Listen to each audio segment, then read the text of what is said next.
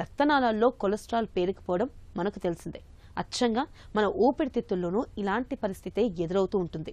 కొంతమందిలో ప్రోటీన్లు, కొవ్వులతో కూడిన సర్ఫాక్టెంట్ అనే పదార్థం ఊపిరితిత్తుల్లోని అల్వియోల్ అనే గదుల్లో సరిగ్గా శుభ్రం కాకుండా అలాగే పేరుకుపోతూ ఉంటుంది. ఇలాంటప్పుడు తేలికగా శ్వాస తీసుకోలేకపోతూ ఉంటారు.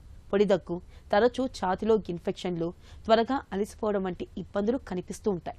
వైద్య పరిభాషలో పల్మోనరీ అల్వియోలై ప్రోటీనోసిస్ గా పిలిచే ఈ సమస్య గురించిన పూర్తి వివరాలని డాక్టర్ని అడిగి ఇప్పుడు తెలుసుకుందాం.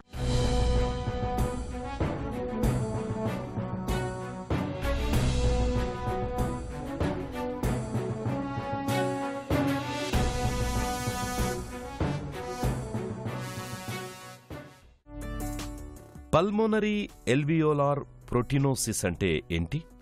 పల్మనరీ ఆల్వియోలార్ ప్రోటీనోసిస్ అనేటటువంటిది ఇది ఒక రేర్ డిసీజు. చాలా అరుదుగా చూసేటటువంటి ఊపిరితిత్తులకు సంబంధించినటువంటి వ్యాధి. సో దీంట్లో ఏమవుతుందంటే ఊపిరితిత్తుల్లోని వాయు గోళాలు, వీటినే వైద్య పరిభాష లోపల ఆల్వియోలై అంటాము. ఈ ఆల్వియోలై లోపల ప్రోటీన్ మరియు కొవ్వు పదార్థాలతో కూడుకున్నటువంటి సర్ఫాక్టెంట్ అనేటటువంటి పదార్థము క్రమక్రమంగా పేరుకుపోవడం మూలంగా ఈ ఆల్వియోలార్ ప్రోటీనోసిస్ అనేటటువంటిది వస్తుంది. సో ఈ సర్ఫాక్టెంట్ అనేటటువంటిది ఆల్వియోలై యొక్క ఉపరితల టెన్షన్ను తగ్గించడానికి, అదేవిధంగా గాలి బయటకు వదిలినప్పుడు ఈ ఆల్వియోలై కొలాప్స్ కాకుండా సర్ఫాక్టెంట్ అనేటటువంటిది కాపాడుతుంది.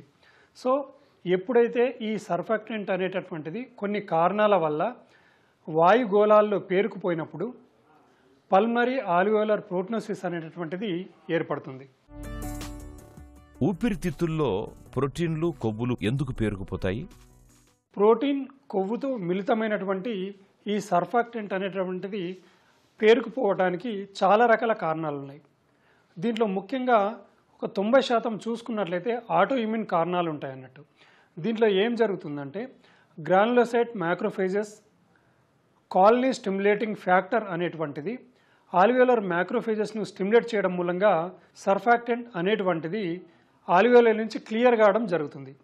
ఎప్పుడైతే శరీరంలో తయారైనటువంటి ప్రోటీన్స్ ఈ GM-CSFను బ్లాక్ చేయడం మూలంగా ఆల్వియోలార్ మ్యాక్రోఫేజెస్ అనేటువంటివి వాటి పనితనం మందగించడం జరుగుతుంది. సో దాని మూలంగా సర్ఫాక్టెంట్ అనేటువంటిది ఆల్వియోలై నుంచి క్లియర్ కాదు. సో దీని మూలంగా ఆల్వియోలైలోనే ఈ సర్ఫాక్టెంట్ అనేటువంటిది క్రమక్రమంగా పేరుకుపోవడం జరుగుతుంది. ఇది అతి ముఖ్యమైనటువంటి కారణం అన్నట్టు. అదే కాకుండా కొన్ని రకాల జన్యువుల మార్పుల మూలంగా ఈ ఆల్వియోలార్ మ్యాక్రోఫేజెస్ దెబ్బతినడం జరుగుతుంది. సో దాని మూలంగా సర్ఫాక్టెంట్ అనేటువంటిది వాయు గోళాలలో లేదా ఆల్వియోలైలో పేరుకుపోవడం జరుగుతుంది.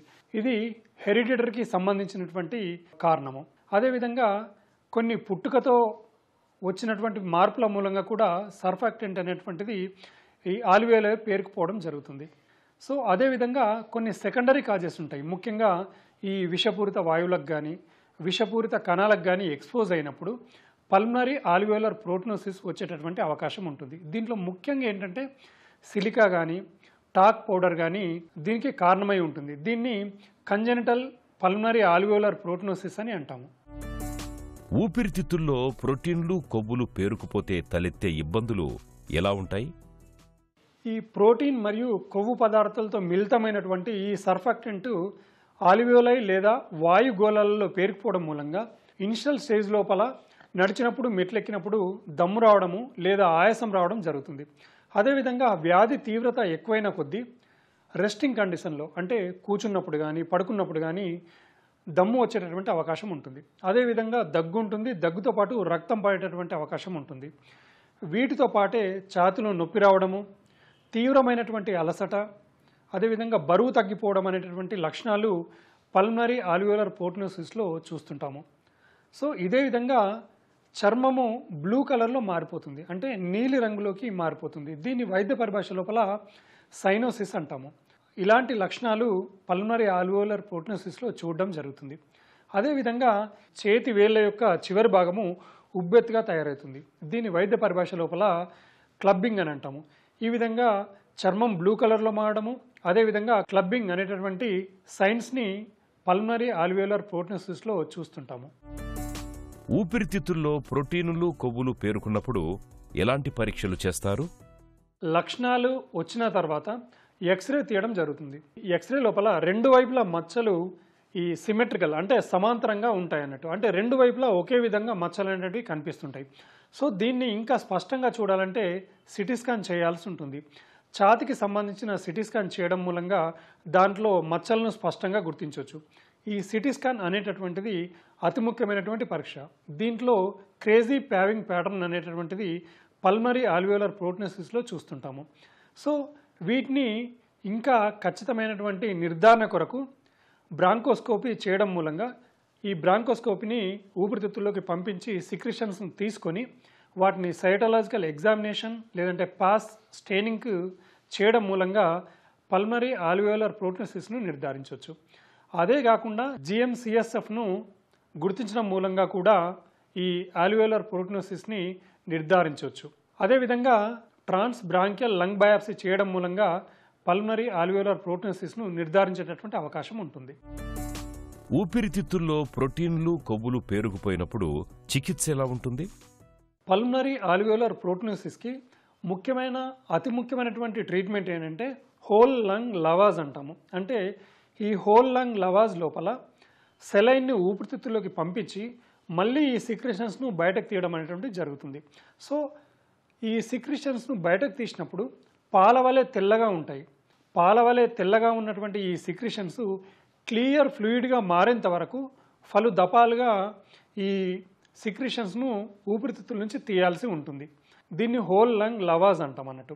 అయితే ఈ ఒక లంగ్ తీసిన తర్వాత 1 లేదా 2 రోజులు ఆగిన తర్వాత వేరొక లంగ్ను తీయాల్సి ఉంటుంది. సో ఈ విధంగా పాలవలే తెల్లగా ఉన్నటువంటి సిక్రిషన్స్ మొత్తము క్లియర్గా అయ్యేంత వరకు పలు దఫాలుగా ఈ హోల్ లంగ్ లవాజ్ చేయాల్సినటువంటి అవసరం ఉంటుంది.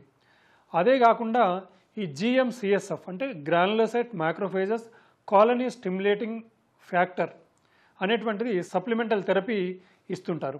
అదేవిధంగా రిటుక్సిమాబ్ అనేటటువంటి థెరపీని కూడా ఈ పల్మరీ ఆల్వియోలర్ ప్రోటోసిస్లో ఇవ్వడం జరుగుతుంది. ఊపిరితిత్తి మార్పిడికి ఎప్పుడు వెళతారు? సెలైన్ వాష్ లేదా హోల్ లంగ్ లావేజ్ అనేటువంటిది దాదాపు 85% మంచి ఫలితాలు ఉంటాయంట. దీనివల్ల ముఖ్యంగా ఈ హోల్ లంగ్ లవాజ్ చేసిన తర్వాత సెలైన్ వాష్ చేసిన తర్వాత ఈ లక్షణాలు తగ్గడం జరుగుతుంది. అదేవిధంగా ఊపిరితిత్తుల సామర్థ్యము మెరుగుపడడం జరుగుతుంది. ఎక్స్రేలో కానీ సిటీ స్కాన్లో కానీ రేడియోలాజికల్గా ఇంప్రూవ్మెంట్ అనేటటువంటిది సెలైన్ వాష్ ద్వారా ఉంటుంది. ఎప్పుడైతే సెలైన్ వాష్ చేసిన తర్వాత పేషెంట్ లోపల ఇంప్రూవ్మెంట్ అనేటువంటిది ఉండదు, అంటే లంగ్ సామర్థ్యము అంటే ఊపిరితిత్తుల సామర్థ్యం మెరుగుపడకుండా ఉన్నప్పుడు కానీ లక్షణాలు తగ్గినప్పుడు కానీ అదేవిధంగా ముఖ్యంగా ఊపిరితిత్తులు గట్టిపడినప్పుడు దీన్ని వైద్య పరిభాష లోపల లంగ్ ఫైబ్రోసిస్ అని అంటాము.